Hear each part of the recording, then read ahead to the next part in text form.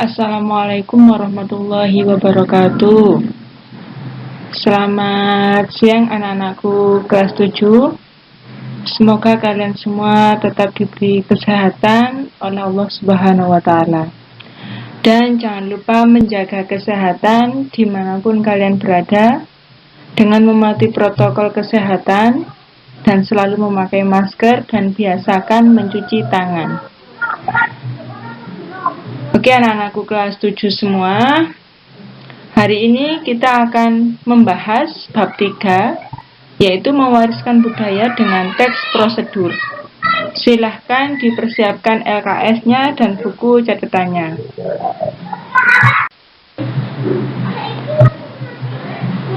Pengertian teks prosedur.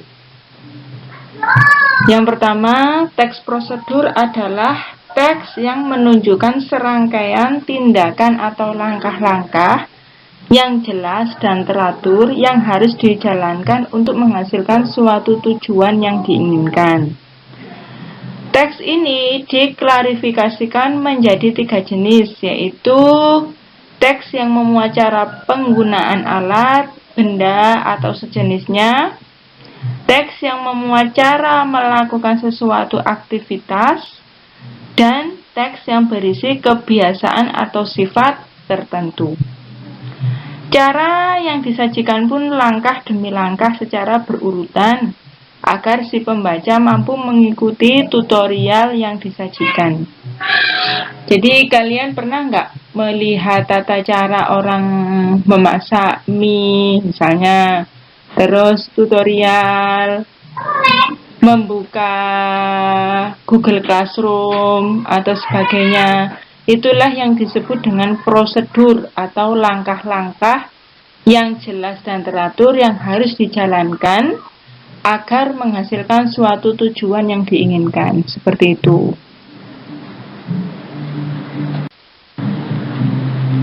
Selanjutnya, apa sih tujuan dari teks prosedur itu sendiri? Tujuan penulisan teks prosedur adalah untuk menunjukkan atau menjelaskan bagaimana mengerjakan sesuatu dengan langkah-langkah yang urut dan memudahkan pembaca maupun pendengar agar dapat mengikuti langkah atau perintah dari isi teks tersebut yang tujuan akhirnya bisa sesuai dengan keinginan pembaca maupun pendengar. Untuk lebih jelasnya, kalian bisa membuka LKS halaman 56. Di situ sudah dijelaskan tujuan teks prosedur itu sendiri.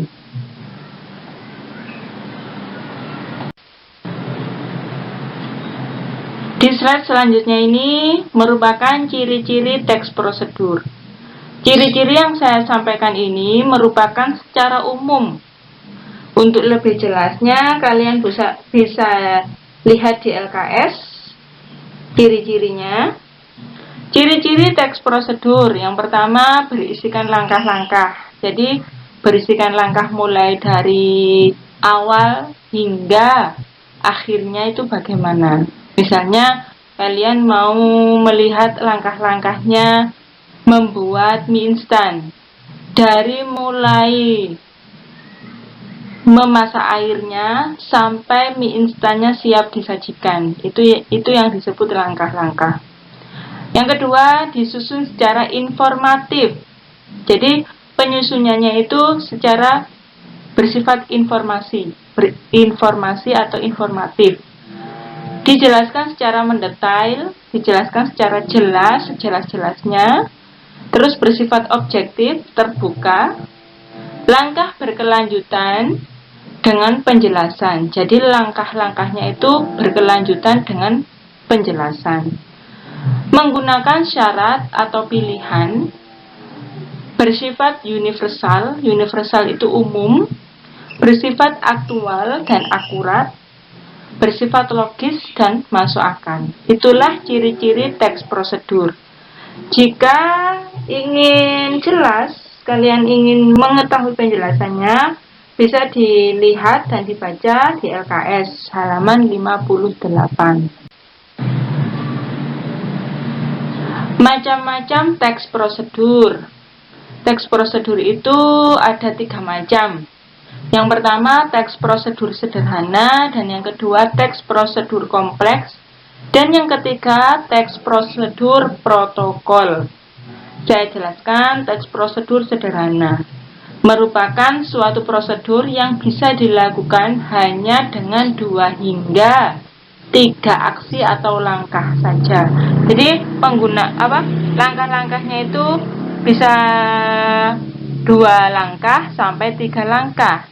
Contohnya, cara menggunakan kipas angin, mulai mencolokkan jacknya ke stop kontak hingga kipas angin itu bisa berputar, itu kan nggak terlalu banyak ya langkah-langkahnya. Itu yang disebut teks prosedur sederhana. Yang kedua, teks prosedur kompleks merupakan prosedur yang di dalamnya itu terdapat aksi atau langkah yang banyak atau bisa dibilang cukup rumit. Itu yang disebut teks prosedur kompleks. Jadi langkah-langkahnya atau aksinya itu banyak, bisa dibilang itu cukup rumit. Contohnya, prosedur pengurusan KTP. Kalian tahu kan, mengurus KTP itu awalnya dari RT RW dulu sampai ke dinas kependudukan. Itu kan cukup panjang perjalanannya atau langkah-langkahnya. Yang ketiga, teks prosedur protokol merupakan prosedur yang aksi atau tata cara atau juga langkah-langkahnya tidak terlalu rumit sehingga mudah untuk dipahami. Contohnya, kan sekarang itu umum, kalian harus mematuhi protokol kesehatan. Jadi harus mematuhi aturan atau langkah-langkahnya untuk menjaga kesehatan agar tidak terpapar COVID. Misalnya memakai masker, itu kan mudah memakai masker. Terus selalu mencuci tangan memakai sabun, itu kan mudah. Mencuci tangan memakai sabun, anak TK saja bisa memakai masker, anak TK saja juga bisa. Itu yang disebut teks prosedur protokol. Jadi caranya atau langkahnya tidak terlalu rumit sehingga mudah untuk dipahami. Kalau di LKS, macam-macam teks prosedur tersebut bisa dilihat di halaman 59.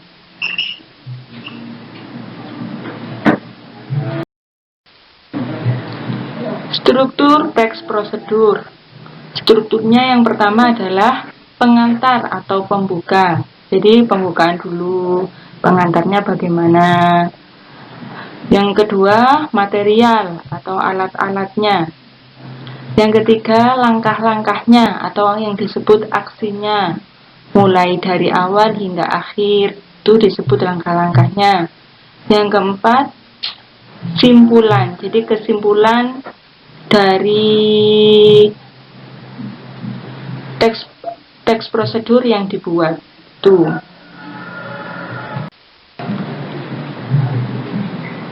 Di slide ini merupakan kaidah kebahasaan teks prosedur.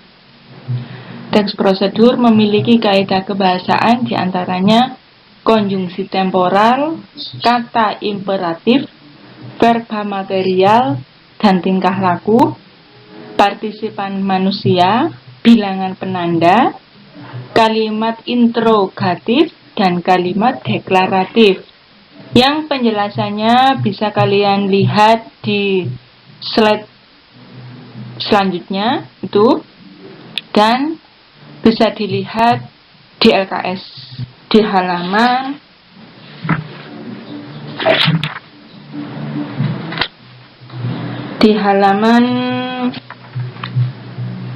68. Mulai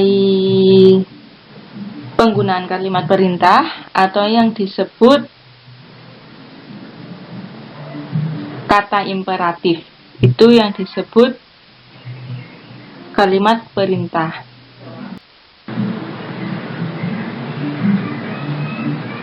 Ya, di slide ini merupakan penjelasan dari kaidah kebahasaan teks prosedur. Yang pertama, kalimat imperatif. Kalimat imperatif itu kalimat yang mengandung perintah. Fungsinya untuk meminta atau melarang seseorang untuk melakukan sesuatu. Jadi dalam teks prosedur itu kan isinya memerintah seseorang untuk melakukan sesuatu. Itulah yang disebut imperatif, kalimat imperatif. Yang kedua, kalimat deklaratif, kalimat yang berisi pernyataan yang fungsinya untuk memberikan informasi atau berita tentang sesuatu. Jadi, kalimat deklaratif itu kalimat yang berisi pernyataan untuk memberikan informasi. Kalau kalimat interogatif, kalimat yang berisi pertanyaan yang fungsinya untuk meminta informasi tentang sesuatu. Jadi interogatif itu yang berisi pertanyaan, jangan kebalik. Kalau deklaratif berisi pernyataan yang berfungsi memberikan informasi. Kalau interogatif berisi pertanyaan yang fungsinya meminta informasi. Konjungsi temporal. Konjungsi adalah kata hubung. Kalau temporal merupakan kata hubung yang berhubungan dengan kronologis, berhubungan dengan waktu dan kejadian dari kedua peristiwa yang memiliki keterkaitan. Konjungsi temporal itu kata yang biasanya digunakan yaitu kata setelah ini, kemudian, lalu, sesudah itu, selanjutnya, sebelum itu, dan lain sebagainya. Jadi, konjungsi temporal yaitu kata hubung yang berhubungan secara kronologis dengan waktu atau kejadian dari kedua peristiwa yang memiliki keterkaitan.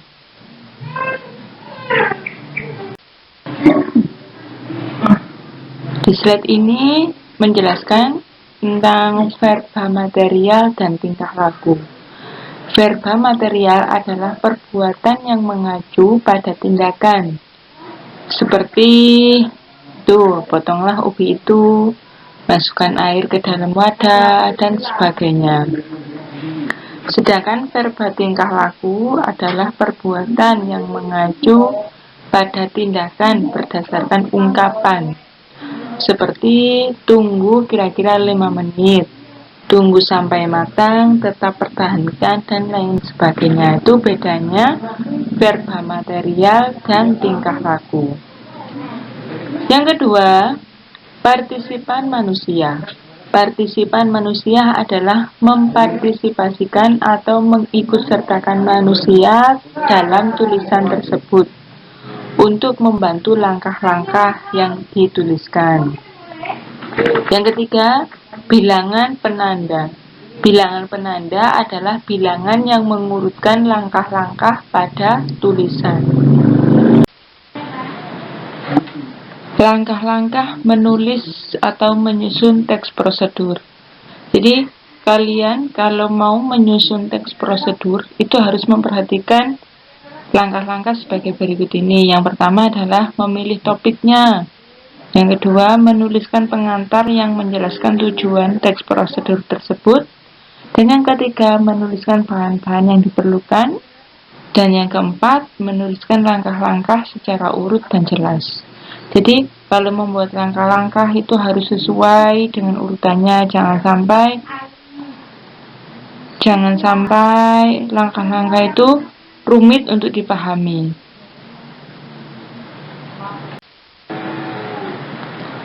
Alhamdulillah, pembelajaran pada hari ini telah selesai. Mudah-mudahan apa yang saya sampaikan dari materi tersebut dapat mudah kalian mengerti. Jika ada yang kurang dimengerti, silahkan ditanyakan seperti biasa melalui WA. Dan saya ingatkan kembali, tugas-tugas jangan sampai menunggak lagi agar nilai semester 1 bisa tuntas. Terima kasih, saya akhiri. Wassalamualaikum warahmatullahi wabarakatuh.